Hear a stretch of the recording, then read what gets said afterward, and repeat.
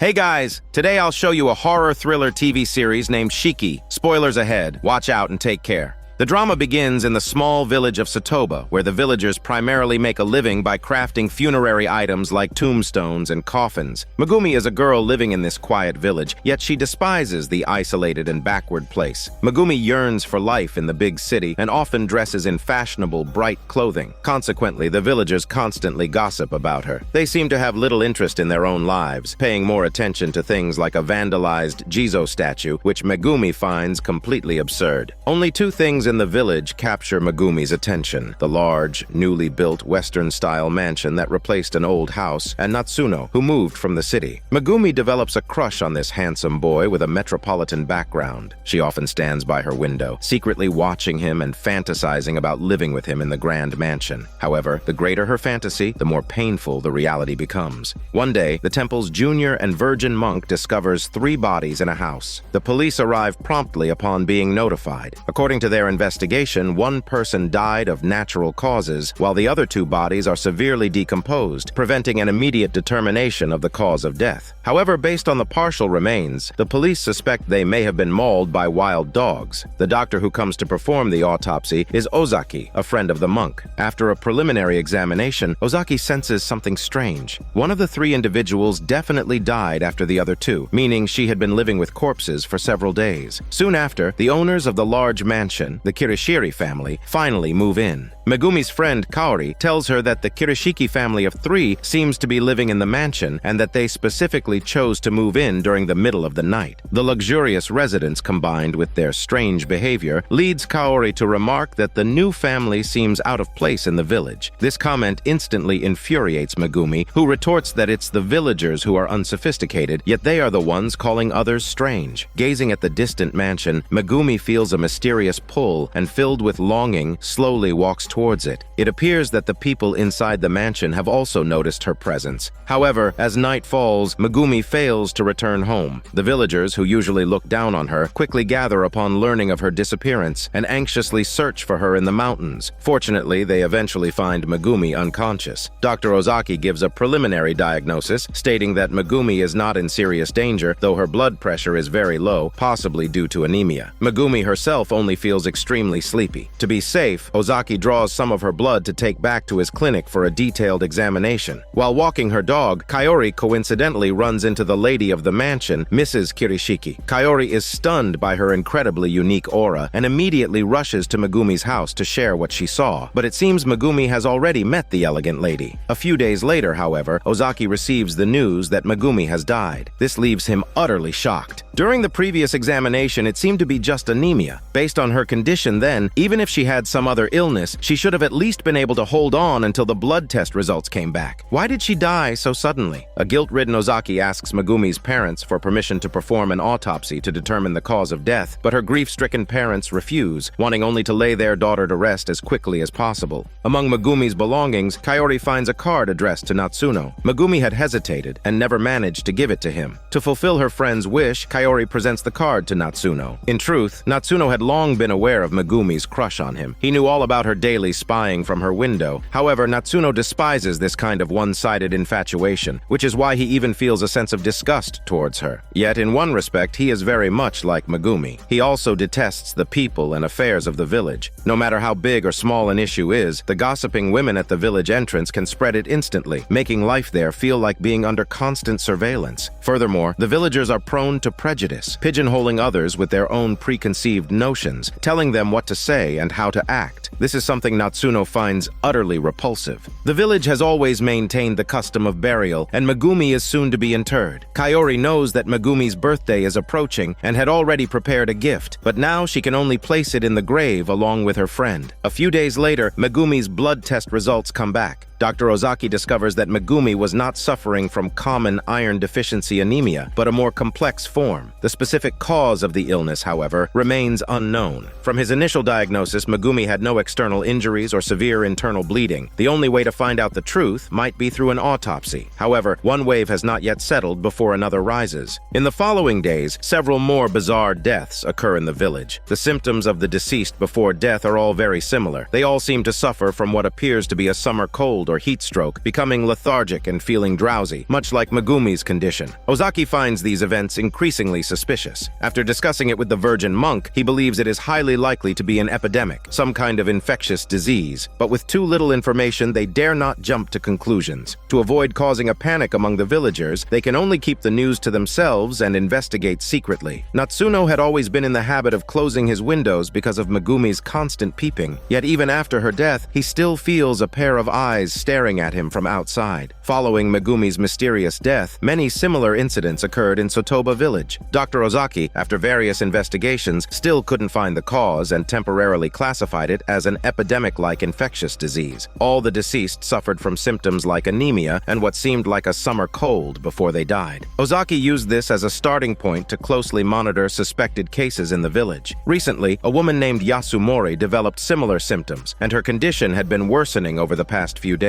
Yasumori's husband was a childhood friend of Ozaki's. Ozaki asked if anyone else in his family had shown abnormal symptoms or if they had any unusual visitors. The man mentioned that the only recent visitors were the Kirishiki couple, who had just moved to the village. Although their behavior was a bit odd, their health seemed fine. Ozaki advised the man to take his wife to a larger hospital, but in his heart, he knew Yasumori's condition was extremely serious, and her chances of survival were slim. As Ozaki predicted, Yasumori passed away not long after. After moving from the city to Sotoba village, Natsuno had always resented life there. Due to a unique family situation, Natsuno did not share a surname with either of his parents, which made him a subject of gossip among the villagers. Coupled with the fact that many villagers were prejudiced, Natsuno deliberately kept his distance from everyone. However, he made one close friend, Toru. Like Natsuno, Toru had also moved from outside the village. His gentle and cheerful personality allowed him to quickly blend in with the villagers, and his kindness made him one of Natsuno's few friends. There was another boy in the village named Sako, who seemed to have feelings for Megumi. Natsuno had always been aware of Megumi's crush on him, but had always responded with indifference, which greatly displeased Sako. Because of this, Sako held strong animosity towards Natsuno. After Yasumori's death, Sako felt that things in the village had become too strange recently. Young and healthy people like Megumi and Yasumori were dying suddenly without any warning. Sako suspected that an infectious disease might have broken out in the village, but Natsuno remained indifferent. He stated that people die eventually, including them, and an accident could happen tomorrow, leading to sudden death. Ultimately, he argued that life and death are just a matter of probability. Sako grew even angrier at Natsuno's coldness, and shouted that if Megumi knew his attitude, she might crawl out of her grave to get revenge on him. This remark genuinely frightened Natsuno. Before she died, Megumi used to spy on him, but even after her death, Natsuno felt that she hadn't disappeared and was still watching him from the shadows. Terrified, Natsuno decided to spend the night at Toru's house. Late at night, while at a vending machine, Toru ran into a servant from the Kirishiki household. The two, both being cheerful, quickly hit it off. As they parted, Toru warmly invited the servant to visit his home sometime. The servant smiled and replied that he would, and that he wanted to bring a friend along. After Megumi's death, her friend Kaori had been grieving. Her younger brother, however, found the situation strange. Megumi had said she met Mrs. Kirishiki before she died, and Yasumori also seemed to have died after meeting the Kirishiki couple. Kaori's fear intensified upon hearing this. In the days that followed, the number of deaths in the village continued to rise. Yasumori's husband and son also developed similar symptoms and passed away shortly after. After conducting blood tests, Ozaki found that they too suffered from that strange form of anemia. Ozaki and other doctors discussed the situation, believing it was highly likely a new type of infectious disease with anemia as the main symptom, and that patients almost always died late at night. The doctors speculated about many diseases with similar symptoms, but the key issue was the source of the infection. The current situation suggested human-to-human transmission, but some deceased individuals had family members who did not get sick, so transmission through animals could not be ruled out. Due to insufficient information, they dared not publicize the matter as an epidemic, epidemic because a misjudgment could cause massive chaos and panic. They decided to continue secretly collecting case data and investigating while taking precautions against possible sources of infection. Seeing the continuous deaths in the village, the monk felt a sense of melancholy. One night, the Kirishiki's adopted daughter, Sunako, came to find him. In his spare time, the monk was also a novelist. Sunako expressed her great admiration for his work and was very interested in certain emotions and ideas he expressed in his books, which was a major reason her family moved to the village. In fact, witnessing life and death every day had given the monk unique feelings about them. He had been exploring the truth of life and death to the point of once slitting his wrists in a suicide attempt to experience the feeling of death firsthand. Sunako seemed to have perceived these emotions of the monks in his book. She told him that death is cruel but also equal. Whether one was good or bad, rich or poor in life, everything turns to nothingness when death arrives. The monk was somewhat incredulous to hear such words from a little girl.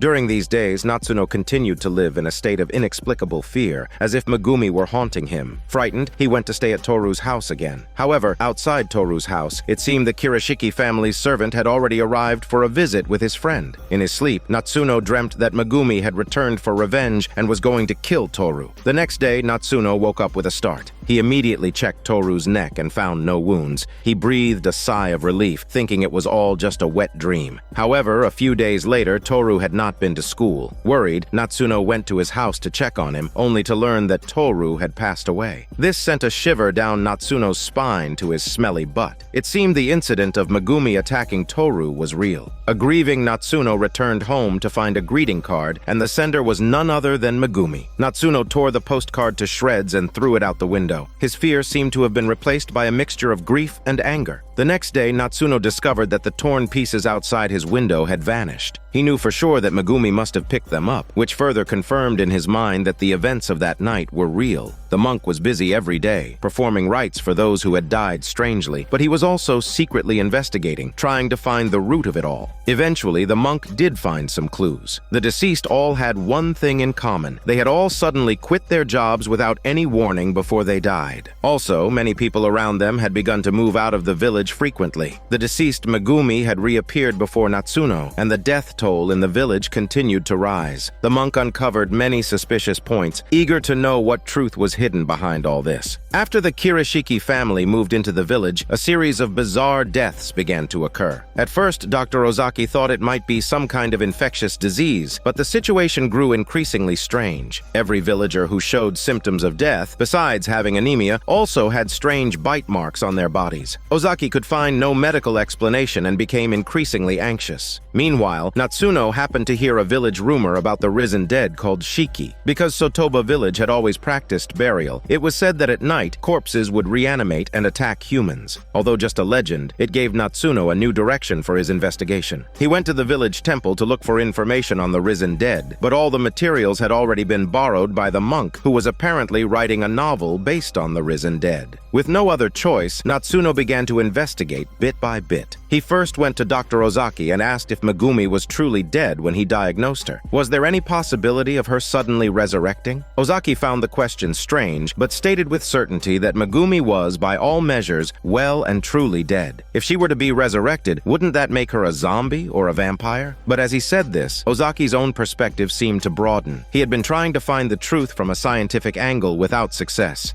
He wondered if all of this was truly the work of ghouls and monsters. Besides Ozaki and Natsuno, Kaori's brother also found the successive deaths suspicious, and he believed the root of it all was the Kirishiki family that had just moved in. Because several of the previous victims had met the Kirishiki family before they died, Kaori and her brother staked out the mansion, hoping to find some clues. Natsuno, with the same idea, also quietly arrived. Natsuno shared his theory about the risen dead and mentioned that he had recently seen the deceased Megumi. It seemed Kaori's brother had also seen a deceased villager before his own death. However, they needed to confirm whether this was real or a hallucination. Natsuno proposed that digging up Megumi's grave would reveal the truth. The next day, the three of them worked together to dig up Megumi's grave. Just as Natsuno had thought, Megumi's body was gone from the coffin. Just then, Kaori's sexy body was suddenly dragged into the woods by someone. Fortunately, Natsuno chased after them in time and knocked the person down with a shovel. He put his hand in front of the person's nose and found they weren't breathing. breathing. Everyone thought Natsuno had accidentally killed the person, but when he touched the body, he found it was ice cold, which meant they couldn't have just died. Natsuno believed the person before them might be one of the so-called risen dead. They then threw the body into Megumi's empty grave and deliberately left it uncovered. They hoped this would attract the villagers' attention and make them aware of the existence of the risen dead. But the next day, they found the grave had been filled in. Kaori's brother suggested they just tell the villagers directly. They could all rush into the Kirishiki mansion and wipe out the group of vampires. Vampires should be sleeping during the day, making it the best time to eliminate them. But Natsuno said they couldn't be sure of their identity yet. After all, the characteristics of vampires and zombies were all made up by humans. Moreover, there was a servant in the mansion who could move about during the day. Besides, even if they told the villagers, few would likely believe them. Therefore, Natsuno thought it was best not to act rashly for now. In fact, Natsuno and his friend's theory was very close to the truth. The villagers were indeed being attacked by creatures similar to vampires. After being attacked, the victims would become mentally dazed, as if controlled, and would then automatically open their doors and windows every night to let the creatures in to feed on their blood until they died. As the suspicious circumstances surrounding the deaths mounted, Ozaki became more convinced of the existence of the risen dead, and he shared this idea with his friend the monk. Ozaki stated that from a scientific perspective, there was no breakthrough, but if they acknowledged this paranormal existence, all the mysteries seemed to be solved. The fact that all the deceased were anemic was likely due to the risen dead feeding on their blood. Furthermore, Ozaki speculated that the risen dead might have the ability to hypnotize or paralyze human consciousness. The frequent and sudden resignations and moves out of the village and the destruction of records related to these deaths at the public office were likely also the work of the risen dead, who were trying to cover their tracks so people wouldn't notice the continuous disappearances. Ozaki's words shook the monk, causing him to wonder if the risen dead could really exist. What concerned the monk even more was the Kirishiki family in the distant mansion. The family's adopted daughter, Sunako, always visited him at night and mentioned that she and her mother had a special illness that prevented them from being exposed to sunlight. If this was connected to the idea of risen dead or vampires, it all seemed to make sense. More importantly, the strange deaths in the village began right after Sunako's family moved in. At this thought, a conflict arose in the monk's heart. He began to suspect if Sunako, who loved his novels and understood his innermost thoughts, could really be the source of all this. After being attacked multiple times, Sako unfortunately died. A few days later, he suddenly woke up inside his coffin. He couldn't feel his own pulse or breath, yet his mind was clear. As Sako struggled inside the coffin, the servant from the Kirishiki family dug him out. The servant explained that Sako had been resurrected and had become one of them. Their kind doesn't age or get sick, but during the day they fall into a deep sleep and will die if exposed to sunlight for too long. Most importantly, to sustain themselves, they must consume human blood. Hearing about feeding on human blood, Sako panicked, but the servant told him that their predation on humans was like humans preying on cattle and sheep, just the law of nature, and there was no need to overthink it. The servant placed a person and a cup of blood in front of Sako. At first, Sako hesitated to act, but with his continuous brainwashing and his own ravenous hunger, Sako finally bared his fangs. After the death of Yasumori, her mother also developed anemia and was admitted to Ozaki's hospital. Ozaki believed that a vampire couldn't drink a large amount of blood at once, and it would take multiple feedings to kill a person, which is why victims experienced symptoms for several days before dying. The reason victims said nothing was likely because the vampires injected them with an anesthetic-like substance during feeding and controlled them through some means. Ozaki believed Yasumori's mother would surely be attacked again, so he and the monk stood guard in her hospital room. Late at night, the vampire did indeed come, but when Ozaki slowly opened the curtains, he froze. The attacker was the previously deceased Yasumori. Under Ozaki's angry shouts, Yasumori actually left. The virgin monk mentioned that books record a vampire's weakness. They cannot enter someone's home without an invitation. Yasumori's failure to enter last night was likely due to this. The following night, the vampires attacked the hospital again, this time in greater numbers, including the previously deceased Megumi. Ozaki had thought that as long as they firmly refused entry, the vampires would be powerless. However, the servant had somehow already snuck into the hospital. He didn't attack Ozaki and the others, but simply threw Yasumori's mother outside, where a horde of vampires swarmed in like zombies and instantly drained her of diabetic blood. After feeding, the vampires dispersed.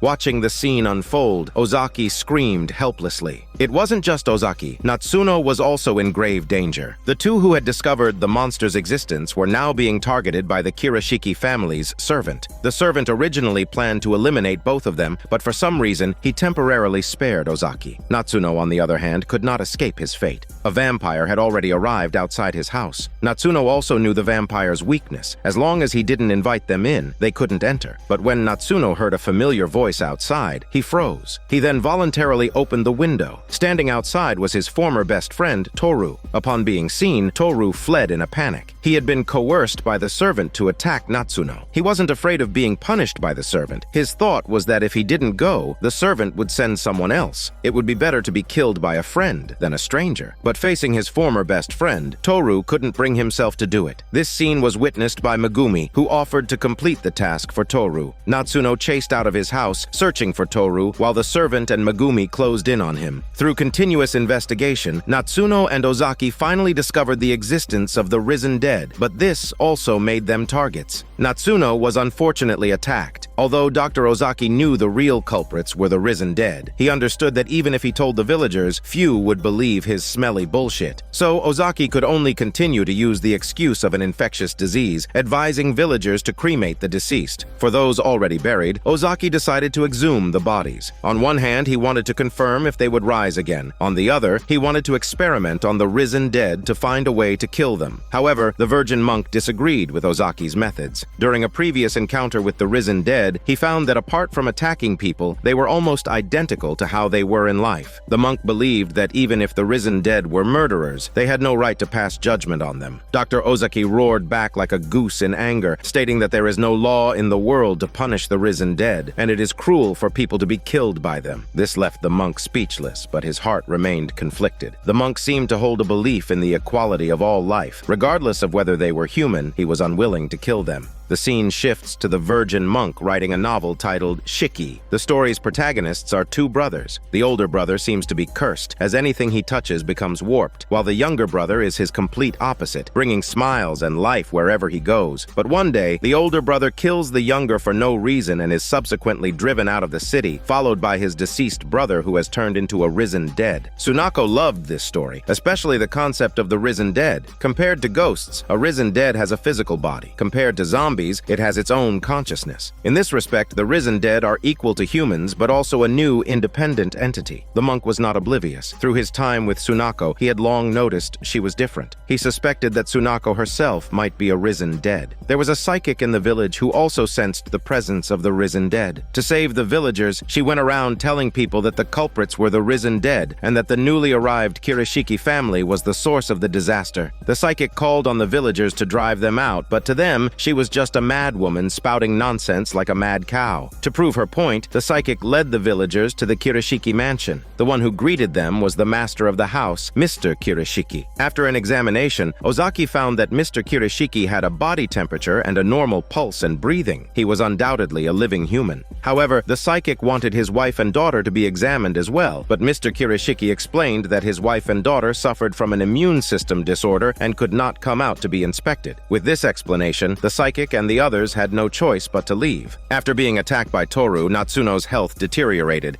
He knew that as long as he was alive, Toru would continue to attack him. So he set an ambush outside his house and eventually caught Toru. Looking at his former best friend, Natsuno asked if he had to kill people, and if he just explained things clearly, surely some people would be willing to donate blood. Compared to killing, donating blood allows recovery over time. But Toru replied that it was impossible, just as humans wouldn't carve meat off a living pig to eat. More importantly, once one becomes a risen dead, they slowly get used to the guilt of killing, seeing it as a natural and justified law. This mindset, combined with individual instinct, led all the risen dead to hunt humans without hesitation. The scene shifts to Natsuno, who was on the verge of death after being attacked multiple times. His mother also began to show signs of succumbing. Besides Natsuno's family, death was sweeping through the entire village, including the monk's father and Ozaki's wife, who all showed symptoms of a risen dead attack. Soon after, Natsuno passed passed away. His mother left a farewell letter, claiming she couldn't stand country life, and then mysteriously disappeared. Although Natsuno's father had heard the rumors of the risen dead, like many villagers, he initially didn't believe them. However, after his wife and son left one after another, his spirit completely broke, and his conviction began to waver. As for Dr. Ozaki, when he discovered his wife also had symptoms, a terrible idea began to form in his mind. A few days later, Ozaki's wife died, but Ozaki did not let her be buried. Instead, he hid her in a hospital room, observing and recording her changes every day. On the first day of her death, she lost all signs of life, but 4 days later, her brain waves suddenly showed a reaction. Her skin gradually regained its luster, and her eyes showed pupillary reflexes. However, her body would rapidly decay upon exposure to sunlight, but after a while, it would quickly recover. Soon after, Ozaki's wife fully resurrected, but Ozaki's experiments did not stop there. He drew his wife's blood and found that her blood cells possessed an extremely strong vitality. Ozaki began to search for a way to kill the risen dead. He started by injecting his wife with numerous potent toxins, but found them all ineffective. Then, Ozaki brought in various Buddhist statues and other tools that villagers typically use to ward off ghosts. He discovered that the risen dead genuinely showed a fear response. When drugs failed, Ozaki tried physical destruction, but whether he cut her flesh and blood vessels or damaged her brain, he couldn't kill the risen dead completely. Ozaki reasoned that blood was the source of a risen dead's life. If he could stop the blood flow, perhaps he could kill her. So he took out a wooden stake and drove it into his sexy wife's heart. Despite his wife's constant wails, Ozaki did not waver. In the end, his experiment was a success. His wife was indeed killed by the stake. After the experiment, Ozaki called the virgin monk to the hospital and told him about his findings. But when the monk saw the blood-spattered room, he turned and left in grief and anger. He believed that Ozaki's actions could not be called just, no matter the reason. Returning home, the monk saw that his novel manuscript had been read, and someone had left comments on it. The first comment was, "Why did the older brother kill the younger brother?" The monk's original idea was that the older brother was simply possessed by a motiveless killing intent. But another comment read, "A murder without intent is just an accident. If there is intent, there is no such thing as a motiveless intent." Although Ozaki knew the truth and had found a way to kill the risen dead, he was still too weak on his own. He wanted to seek help from the villagers, but they remained as they were before, unwilling to believe in things like ghosts and monsters. The death toll in the village continued to rise, and the isolated Ozaki became increasingly anxious. At this moment, danger suddenly struck. Mrs. Kirishiki found him. Previously, the servant had wanted to eliminate the threat of Ozaki early on, but it was Mrs. Kirishiki who ordered him to spare Ozaki for the time being. Mrs. Kirishiki said she was a gourmet who only consumed the young and vibrant, and Ozaki was the prey she was looking for. She declared that she would visit his home in the coming days. Ozaki knew his time was running out. The increasing number of deaths in the village also put a lot of pressure on the servant. Not all villagers who died would resurrect, so he had to confirm each one and then dig them up. As the number of deceased grew, the workload became enormous, so he collaborated with the village funeral home, having them swap the bodies with empty coffins during funerals. The bodies were then stored underground, which instantly reduced the servant's workload. Soon, the village's annual festival was about to begin. Although many people had recently died, the villagers believed that holding the festival at this time would be perfect for warding off evil and disaster. Only Ozaki knew the real truth, but not a single villager would believe him. Helpless, Ozaki could only sigh alone under the moon. But at that moment, Natsuno suddenly appeared before him. Ozaki had heard that Natsuno was dead, so the person before him was most likely a risen dead. But Ozaki felt that this Natsuno was somehow different. Natsuno had died and come back to life, but he seemed different from other risen dead. He showed no hostility towards Ozaki. On the contrary, he seemed to want to team up with him. After killing Natsuno, Toru lived in a state of self-reproach. Although the instincts of a risen dead compelled him to prey on humans, the humanity that remained within him made him feel deeply sinful. Sunako sensed Toru's turmoil and summoned him. Sunako told Toru that she did not consider it a sin for risen dead to attack humans. To convince him, Sunako recounted her own story. A long time ago, when burials were still common, Sunako was the daughter of a wealthy family, living a carefree life. However, when she was 13, her father brought home a foreign friend. After that, misfortune befell those around her, and eventually Sunako herself was tragically killed. But soon after, she awoke in her grave. The gravedigger heard her cries and dug her out. However, driven by an intense hunger, Sunako killed her savior. She later returned home, and her biological parents quickly noticed her change, so they locked her away in a distant warehouse. The servant who brought her meals each day became her only source of food. Although her parents knew this, they continued to keep her. In the warehouse, Sunako learned a great deal by reading books and gradually came to understand what kind of being she had become. Later, she escaped from the warehouse, but when she ran back home, she found her family had long since moved away. All alone, Sunako began to search for her family. As the days passed and years went by, although Sunako did not age, she knew her family must have all passed away, so she finally gave up her search. Having endured countless years to this day, Sunako seemed to have completely understood and accepted her own existence. Toru listened with partial understanding, but perhaps only Sunako herself could truly comprehend her journey. Besides Toru, most of the other risen dead, under the servants' indoctrination, had calmly accepted their reality. They naturally followed their instincts, hunting humans in the village. Kaori's parents soon fell victim as well. However, the villagers were unwilling to believe in the existence of the risen dead, dismissing the successive deaths as an uncontrollable epidemic. Most chose to give up struggling and resigned themselves to fate. Kaori's brother was furious with the villagers' attitude. He didn't want to sit back and wait for death like the others. He had heard that the empty houses left by those who moved away seemed to be inhabited again. He guessed that these were most likely the risen dead hiding inside, using the empty houses as shelters since they couldn't move during the day. He prepared to kill the hidden risen dead during the daytime. He went to an empty house with a stake and hammer and indeed found a dormant risen dead. However, just as he mustered the courage to strike, the servant suddenly appeared and tied him up. As night slowly fell, the risen dead beside Kaori's brother awakened. The monk and Ozaki went their separate ways due to their differing philosophies. Late at night, the monk found Toru in the woods, tormented by the guilt of killing. Listening to Toru's cries, the monk remembered Sunako's words. He told Toru that what he did might be called a sin by people, but who could blame him for his instinct to survive? Whether risen dead or human, death is equal, and no one side's death is more cruel. However, this belief of the monk's was soon shaken. His father, having been attacked by a risen dead, seemed to be on the brink of death. The perceptive father also noticed the abnormality of the Kirishiki family. On his deathbed, he wrote a letter to the Kirishikis, hoping they would spare his family and direct everything at him. At this time, Kaori also came to the temple to find the monk. She said her parents had passed away one after another, and her brother had been missing since he last went out. Kaori knew her own time was probably short, so she had dug her own grave and hoped the monk would give her a posthumous Buddhist name now. Looking at Kaori, who was kneeling on the ground, trembling with fear, the monk comforted her, saying that none of them know when they will die, but no one's life is so cheap that it doesn't matter when they die. Yet as he spoke these words, the monk was filled with guilt and conflict. On one hand, he lamented the deaths of humans, but on the other, he understood the risen dead's instinct for survival. Amidst this internal struggle, the monk finally walked into the Kirishiki mansion. On the human side, only Ozaki fought on alone. Natsuno, who had just been resurrected, was different from other risen dead and chose to stand with the humans. Natsuno found Ozaki and joined forces with him, planning to eliminate all the risen dead, including himself. The number of people afflicted by the risen dead attacks grew. Although Ozaki told everyone it wasn't an epidemic, almost no one believed him. There was a nurse in the hospital who had accidentally seen the deceased Yasumori. Coupled with Ozaki's recent words, the nurse also began to suspect the existence of the risen dead. That night, the nurse received a distress call from her colleague, who said someone was trying to kidnap her. The nurse immediately contacted Ozaki, planning to rescue her colleague together. However, on the way to the colleague's house, a moving company's truck passed by, and the nurse was shocked to see her colleague inside. During this time, people had been suddenly moving out of the village. It seemed they were all, like the colleague, actually being kidnapped by the risen dead. The nurse knew it was too late, and she herself was now in danger. When Ozaki arrived, he saw the nurse on the ground, paralyzed from a risen dead attack. Seeing people around him die one by one filled Ozaki's heart with immense grief and anger. He then returned to the hospital, where Mrs. Kirishiki was already waiting for him. Mrs. Kirishiki had come as promised to enjoy her meal. Ozaki grabbed a hidden stake to fight back, but was stopped by Mr. Kirishiki, who was ambushing from a distance. Ozaki curiously asked Mrs. Kirishiki why her husband, a human, would side with the risen dead. Mrs. Kirishiki smiled and said he was completely willing, just like the monk, who had also come to see Sunako that night. How did it feel to be betrayed by a friend? Ozaki was stunned for a moment, but quickly regained his composure. Recalling the monk's usual principles, it was not entirely unexpected that he would make such a choice. Mrs. Kirishiki rose and approached Ozaki, ready to enjoy her meal. But Ozaki begged her not to kill him just yet, stating he wanted to live to see the moment the village was destroyed. Ozaki wanted to know what kind of end the self-righteous, self-deceiving villagers would meet. Ozaki's words made Mrs. Kirishiki even more interested in him. She didn't kill him, but to be safe, she used her abilities to control him, destroying a large number of hospitals hospital records and files about the risen dead, so that outsiders could not detect their presence. Soon after, the village's annual festival began. Mrs. Kirishiki was very interested in the grand celebration, so Dr. Ozaki suggested that since he was going to die sooner or later, he wanted to have a date with her before he died and go to the festival together. Although Mrs. Kirishiki was interested in the festival, the risen dead were still somewhat fearful of things related to gods and Buddhas. Ozaki said they could just avoid those places. Besides, going out would also allay the villagers' suspicions about the Kirishiki family. Then, Ozaki wrapped a bandage around Mrs. Kirishiki's hand, saying it would look unnatural for them to be walking together. If Mrs. Kirishiki used the excuse of a hand injury to see a doctor, she could legitimately meet up with him. Seeing that Ozaki had thought of even such details, all of Mrs. Kirishiki's worries vanished, and she confidently went to the festival with him. Ozaki led Mrs. Kirishiki around, intentionally heading deeper into the shrine grounds. During this time, Mrs. Kirishiki grew increasingly panicked, but Ozaki held her hand tightly, preventing her from escaping. When the villagers saw the famous doctor at the festival, they all gathered around, greeting him enthusiastically. The atmosphere of the shrine, combined with the sea of people, made Mrs. Kirishiki feel immense fear. She wanted to escape, but Ozaki held her fast. When Mrs. Kirishiki tried to use her powers to control Ozaki, she found her commands were ineffective. She struggled desperately and broke free. It was then that Mrs. Kirishiki noticed other bite marks on Ozaki's body. The reason she couldn't control him was that he was already under the control of another risen dead. Mrs. Kirishiki instantly realized she had fallen into a trap, but it was too late. Megumi's father smelled a familiar scent on Mrs. Kirishiki. It was the same scent that was in Megumi's room before she died. Ozaki took the opportunity to whisper to him that this is the one who killed his daughter. Hearing this, the man immediately grabbed Mrs. Kirishiki. He felt her neck and found no pulse. He instantly understood that this woman was the risen dead Ozaki had been talking about. The man immediately told the crowd, and they quickly surrounded her. Upon examination, they found Mrs. Kirishiki truly had no heartbeat, body temperature, or other signs of life. Just then, a hitman drove up with Mr. Kirishiki to rescue Mrs. Kirishiki, but he was stopped by his father, the village's formidable fighter. The hitman knew how terrifyingly strong his father was, so he was scared into an immediate retreat. Mrs. Kirishiki also tried to escape in the chaos, but was seriously injured by stones thrown by the villagers. Then, with the help of Megumi's father, Mrs. Kirishiki was finally killed with a wooden stake. After this incident, the villagers finally believed in the existence of the risen dead, and the human counterattack against them was about to begin. However, the monk was at that moment in the Kirishiki mansion. Whose side was he on? Perhaps even the monk himself didn't know. The battle between humans and the risen dead was on the verge of erupting. In front of the villagers, Ozaki exposed Mrs. Kirishiri's true identity, and the villagers finally believed in the existence of the risen dead. Led by Ozaki, the humans began to launch a counterattack. Although Natsuno was resurrected as a risen dead, he chose to side with the humans, and his actions were all observed by the servant. Natsuno and the servant are a special type of risen dead called werewolves. They have breath and a pulse, can move freely during the day, have enhanced physical abilities, and most importantly, can survive without drinking human blood, though they cannot unleash their full power without it. Tsunako referred to the risen dead like the servant as werewolves. The servant told Natsuno that werewolves are extremely rare. Including Natsuno, he had only ever seen 4. However, Natsuno had been helping the humans. It seemed Natsuno had also rescued Kaori's recently captured brother. The servant was furious about this. Because Natsuno was such a rare comrade, the servant had refrained from acting against him, but this time he warned Natsuno to seriously reconsider his position. The nurse unfortunately died shortly after being attacked by a risen dead and was resurrected as one. Toru was in charge of the nurse's initiation ceremony. Every risen dead, after resurrection, must first kill a person to integrate into the risen dead faction. Although Toru told the nurse that the hunger of a risen dead is excruciating, the nurse firmly stated that she did not want to kill anyone. She had seen with her own eyes what happened to her loved ones after being attacked by the risen dead and could feel that pain. But Toru believed this was just a thought everyone has at the beginning. He locked the nurse and her colleague together, waiting for the nurse to be consumed by hunger. But even as she writhed in pain on the floor, the nurse refused to attack. Outside the cage, Toru continuously instigated the nurse. On one hand, he didn't want to see her suffer. On the other, perhaps the nurse's determination made him feel guilty and ashamed. Ozaki led the villagers to prepare for a counterattack. He informed them that he had experimented on his wife and that to kill a risen dead, their blood flow must be cut off, such as by destroying the heart or severing the main arteries. Driving a wooden stake through the heart was a very effective method. Hearing this, some villagers hesitated. Among the risen dead were their own relatives, and killing them was an incredibly difficult thing to do. Although Ozaki repeatedly emphasized that they were no longer human, many people still left. However, a considerable number of villagers remained, and the once isolated Ozaki finally had comrades. When Tsunako learned of the situation, she immediately organized a counterattack. The monk, who had been wavering, finally chose to stand with Tsunako. His goal was perhaps not to oppose humanity, but simply to protect Tsunako. He offered his own blood to her and the servant, giving them the strength to fight back. Soon after, the assembled villagers stormed the Kirishiki mansion, while the monk took Tsunako and hid in the basement. During this time, Tsunako talked about the monk's novel. In the book, he wrote that the older brother killed the younger brother out of a baseless, murderous impulse. But Tsunako believed that there is no such thing as a baseless, murderous impulse in this world. The older brother had to kill the younger brother to survive. The reason was simple. Just like the risen dead, they cannot survive without feeding on humans. It's not about good or evil, merely for survival. Soon, dawn began to break, and Tsunako fell into a deep sleep. The human counterattack grew stronger. They relentlessly searched dark corners, finding many hidden risen dead. Most risen dead, apart from their ability to drink human blood, were not particularly strong fighters. On the contrary, compared to humans, they had many weaknesses. Therefore, in the face of the united villagers, the risen dead had no strength to resist. The villagers, facing their former neighbors and even relatives, steeled their hearts and decisively executed them. Protecting the village and the living was their unshakable belief. However, during this period, some profoundly conflicted individuals emerged. Mr. Kirishiki, though human, had been helping the risen dead. He believed that the world is inherently about the survival of the fittest. Setting aside the risen dead, even within human society, some use violence and power to oppress others. Mr. Kirishiki's own father was one such person. After constant abuse and persecution, Mr. Kirishiki came to a conclusion. If this world is survival of the fittest, then it is better to be the aggressor. In contrast to Mr. Kirishiki, Natsuno and the nurse, despite becoming the risen dead, retained their humanity and sided with the humans. The nurse, in particular, had always taken pride in saving lives. The idea that she must live by causing others to die was unacceptable to her. Therefore, even as she was tormented by hunger, she endured the pain and refused to kill. Compared to the nurse, Toru seemed to feel his own incompetence. He had struggled before, but he could not be as resolute as the nurse. In the end, Toru let the colleague go, while he and the nurse remained in the cage, quietly awaiting death. On the human side, the hunt became more and more proficient. At first, they felt some guilt, but now hunting the dead was as routine as slaughtering livestock. Even when the risen dead begged for their shitty lives before them, the villagers could chat and laugh while killing them. The risen dead, who had become accustomed to the guilt of killing, only remembered the fear of being hunted when they themselves became the prey. Yet they had considered this pain to be a matter of course when they were the hunters. However, some humans gradually became bloodthirsty. In the fight against the risen dead, some were accidentally bitten. Logically, being bitten a few times wouldn't turn them into a risen dead, but in the eyes of the blood-crazed, they had become a terrible, hidden danger. Even if they were allies one second, they could be killed without hesitation the next. The entire village was engulfed in a frenzied atmosphere. However, there were also people in the village who could not bring themselves to harm the risen dead. After her mother became a risen dead, a girl returned home. She didn't want her mother to harm others, but she also couldn't bear to see her mother suffer, so she secretly fed her mother with her own blood. The girl had a friend named Lady Bro. Lady Bro's father-in-law was the first in her family to become a risen dead, and her husband died shortly after, which filled Lady Bro with fear. Then, her daughter was attacked. Lady Bro heard rumors of an epidemic in the village. Although the villagers didn't believe it, Lady Bro was very cautious. Seeing her daughter's abnormal condition, Lady Bro anxiously took her to see doctors everywhere, but her mother-in-law was unconcerned and forcibly took her granddaughter back home. In the end, Lady Bro's daughter and mother-in-law both died, and her only remaining son was also attacked by a risen dead. Lady Bro's spirit completely collapsed. She locked herself and her son in the bathroom, quietly accompanying him until his final moments. After her son died, the mentally unstable Lady Bro went to her friend's house and accidentally discovered her friend's hidden mother. Although the girl pleaded with her not to tell, Lady Bro, whose heart was already twisted with grief due to the loss of her family, told everyone the secret. Lady Bro heard that the one who killed her child was her father-in-law, the first to die in her family. so Lady Bro, as if possessed, searched everywhere for him. By chance, Lady Bro heard that the risen dead's lair was in the Yamairi area, so she went there with a bucket of gasoline. After a fruitless search, she set fire to her and her father-in-law's house. Tsunako, trembling and crying in fear, knew she had killed many people, but she believed she was just trying to fill her stomach. If she didn't kill, she would starve. She wondered if it was evil just because she wanted to live, and she didn't choose to become this kind of creature. But since she was alive, she wanted to cherish her life. Looking at Tsunako, the long-held conflict in the monk's heart seemed to resolve. He understood why the older brother in his novel killed the younger brother. After the older brother killed the younger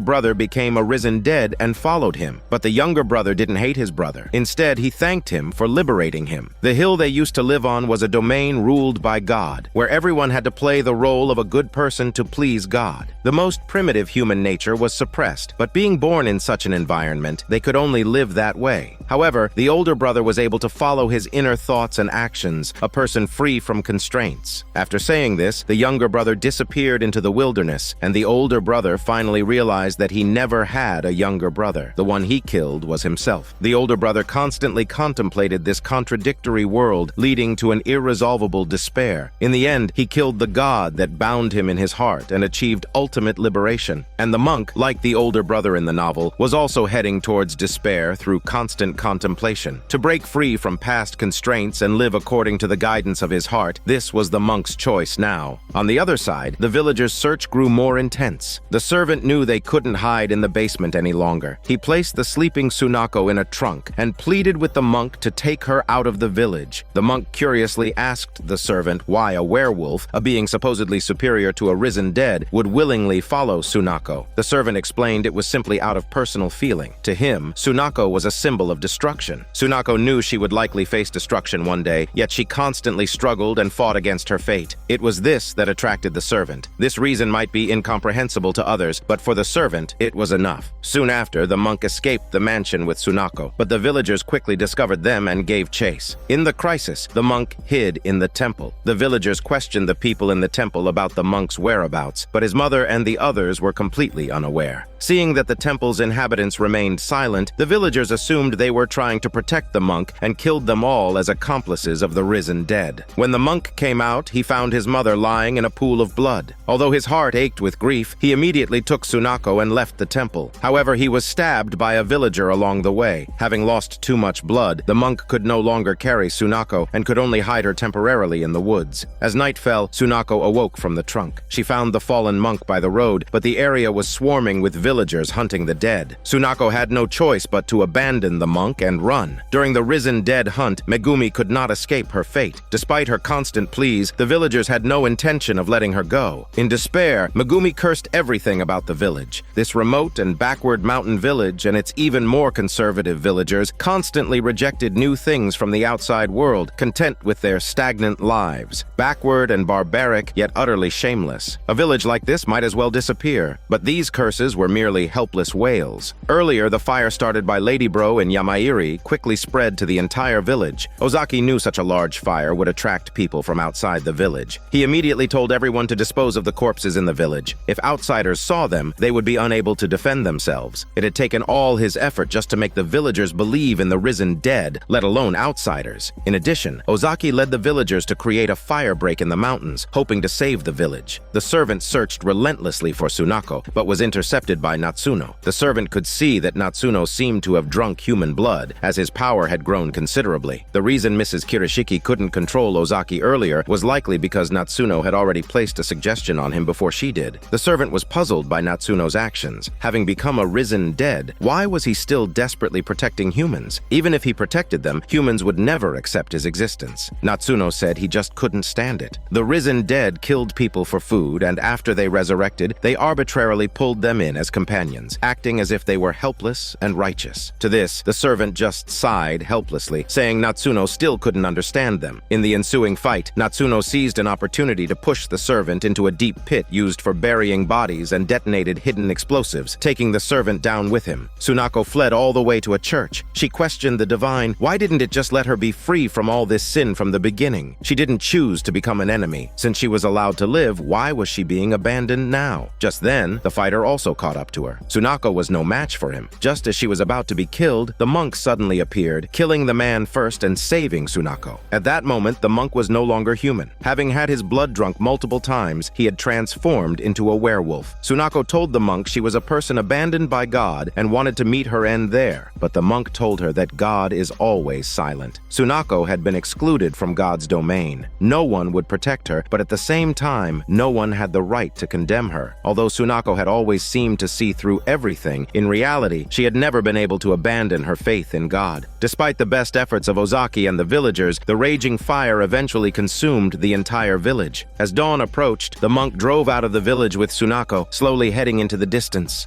This is Daniel CC Movie Channel. Stay safe and enjoy your day.